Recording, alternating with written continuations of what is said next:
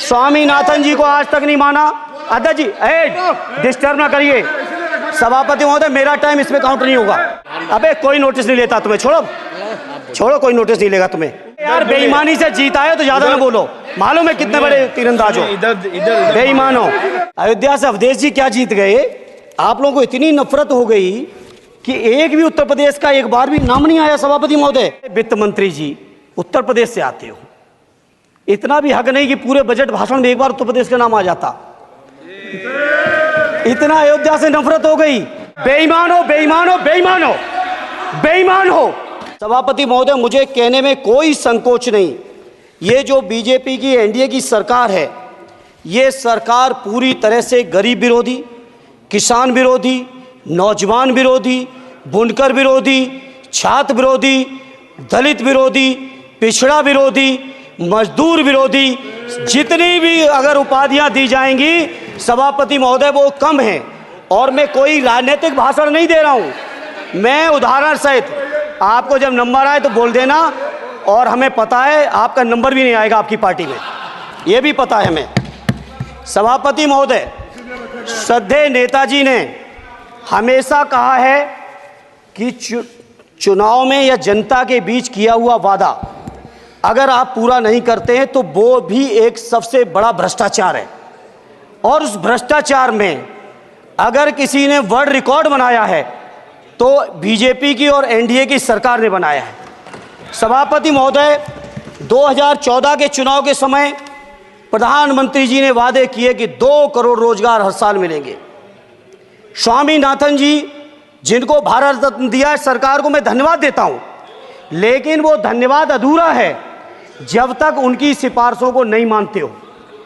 2007-8 से लगातार मांग चल रही है देश में कि स्वामीनाथन जी की जो सिफारिश है किसानों को 1.5 गुना समर्थन मूल्य देने का, एमएसपी की गारंटी देने का, कानूनी हक और अधिकार देने का, उस गारंटी को आज तक नहीं माना, आज तक नहीं माना, आज तक नहीं माना।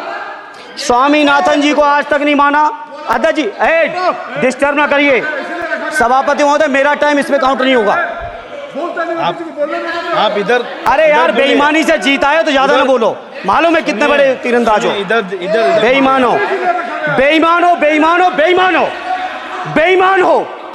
चलो, स्वामीनाथन जी की आपने नहीं मानी, एमएसपी आपने लागू नहीं की। कितनी बढ़िया बातें कि खाद पे हम सब्सिडी बढ़ा रहे हैं, पहले 50 किलो को 45 किलो, फिर 45 किलो को 40 किलो, और मुझे लगता है कि एक तीसरा कार्यकाल पूरे होते होते केवल 10 ही किलो बचेगा खाद के कट्टे में, इससे ज़्यादा नहीं बचेगा।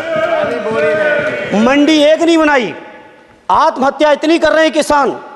और किसान अगर अपनी एमएसपी की मांग करते हैं, हजारों किसान यहीं दिल्ली की सीमा पर मारे जाते हैं, और आप सोचते हो कि आपकी बात को कोई समझेगा नहीं।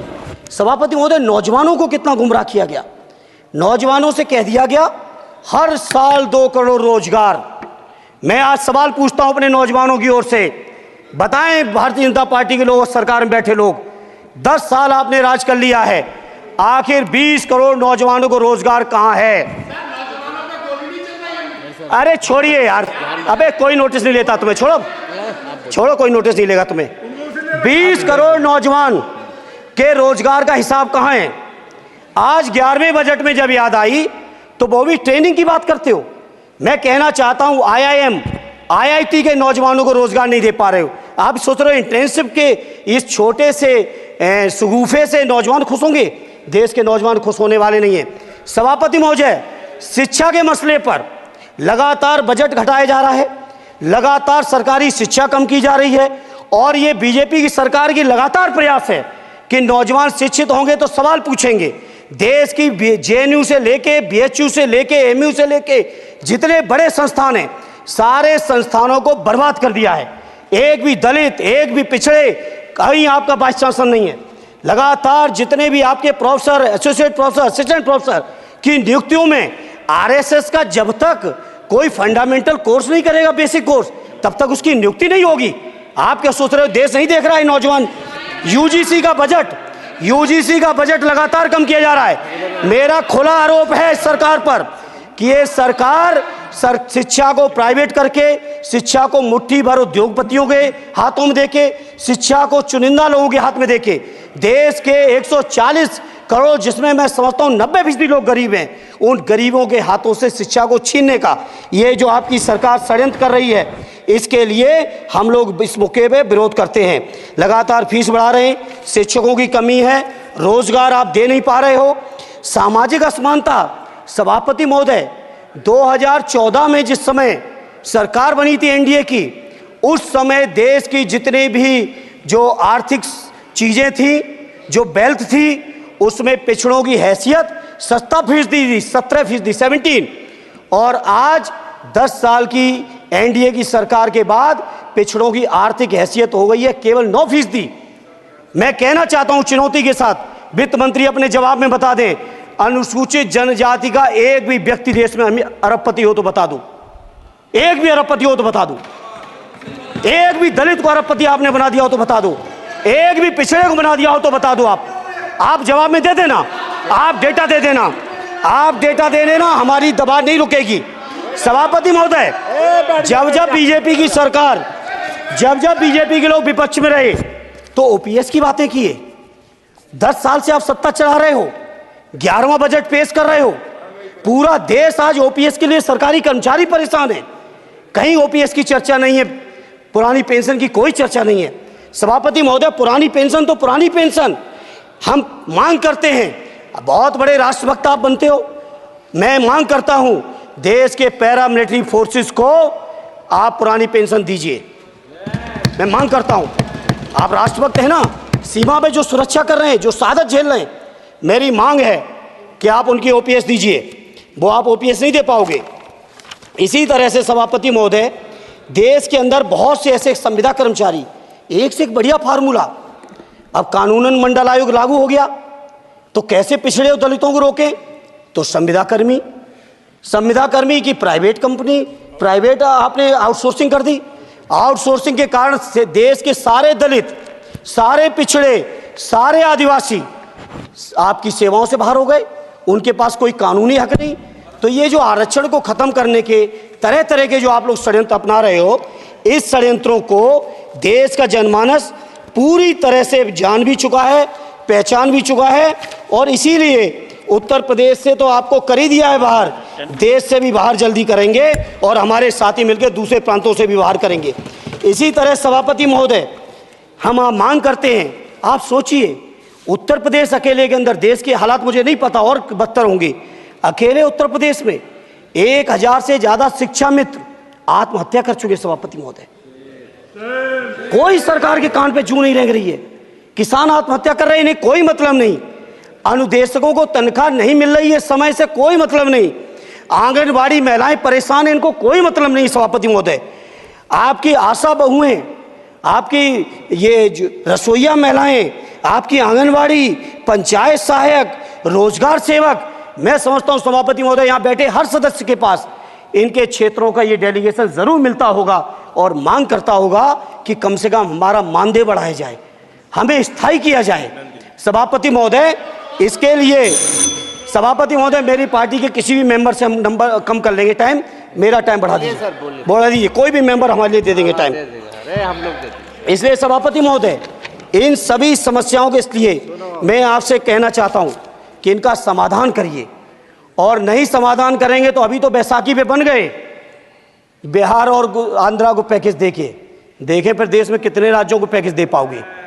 अरे वित्त मंत्री जी, उत्तर प्रदेश से आते हो, इतना भी हक नहीं कि पूरे बजट भाषण में एक बार उत्तर प्रदेश का नाम आ जाता।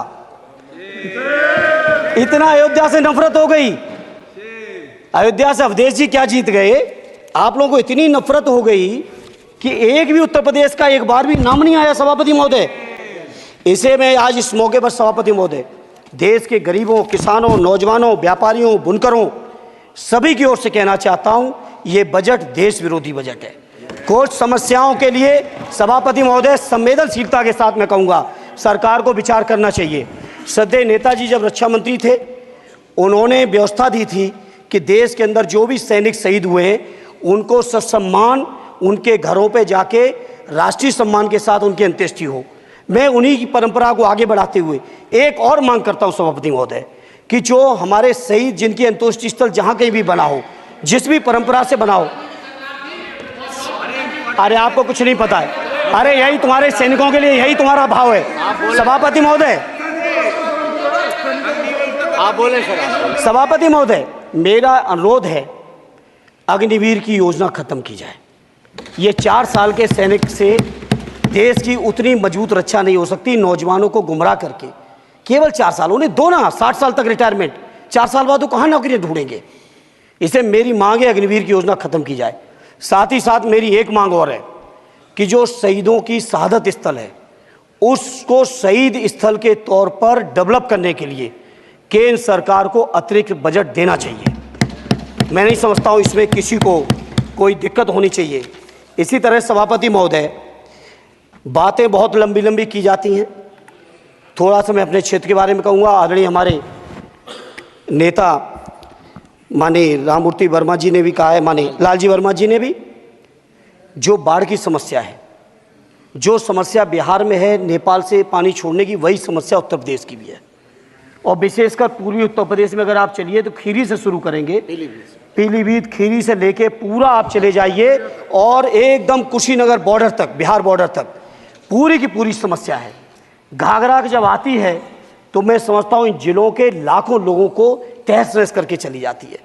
जितना विकास होता है सभापति महोदय, बरसात के समय वो सारा का सारा विकास पूरी तरह से खत्म हो जाता है। इसलिए मेरी मांग है केंद्र की सरकार से कि बजट आप पास कर रहे हो तो कम से कम उत्तर प्रदेश से इतनी नफरत ना करो।